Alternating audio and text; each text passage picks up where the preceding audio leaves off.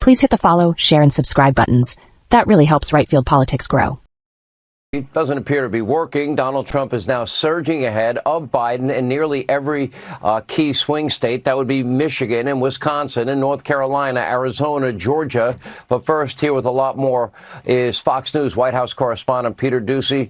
Peter, please fact check me. For 3 long years, haven't we been told over and over again by the president, the vice president, Department of Homeland Security secretary, and every spokesperson they've ever had that the border's closed, the border's secure? Didn't we hear that for 3 years? And now all of a sudden it's Republicans' fault and that it's a mess now and they won't help him? We did hear that over and over. And a lot's changed in the 14 or 15 months since I asked President Biden before he flew out to Arizona one day why he was going to a border state and not visiting the border. And he told me it was because there were more important things going on. Now, recently, you talk to people at the White House, you talk to people with the Biden campaign, they would list the number one issue in this election that is coming up as being the cost of living or the economy. But this trip seems to be an admission that they have realized they cannot win re-election without fixing what is happening at the border.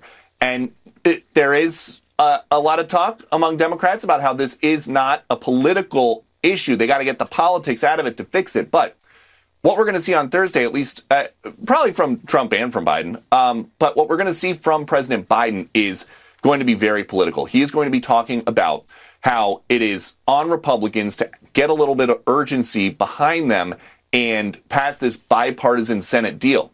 But I was talking to some Republican governors coming out of their meeting with the president at the White House on Friday, and they said they didn't really see a point in President Biden continuing to focus on that bipartisan Senate deal because, yes, Republicans helped negotiate it, but it's dead right now. Donald Trump put enough pressure on Republicans to kill the bill, essentially. He didn't like it. He got enough people. He's the leader of the party, got enough people with him. That package is dead. So what lawmakers want to see are other things that President Biden can do. And we know, possibly before the State of the Union next week, he is considering some executive actions like restricting who can ask for asylum and where at the border. But the place that he's going to go, according to our teams down there, is a sector, the Rio Grande sector. It's where things are pretty dead this time of year. Dead like only 300 or 400 encounters a day.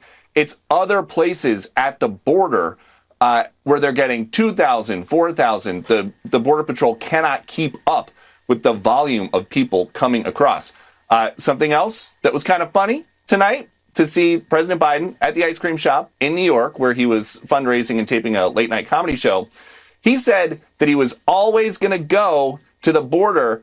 He didn't know that his good friend, Donald Trump, was going to just happen to be there the same day.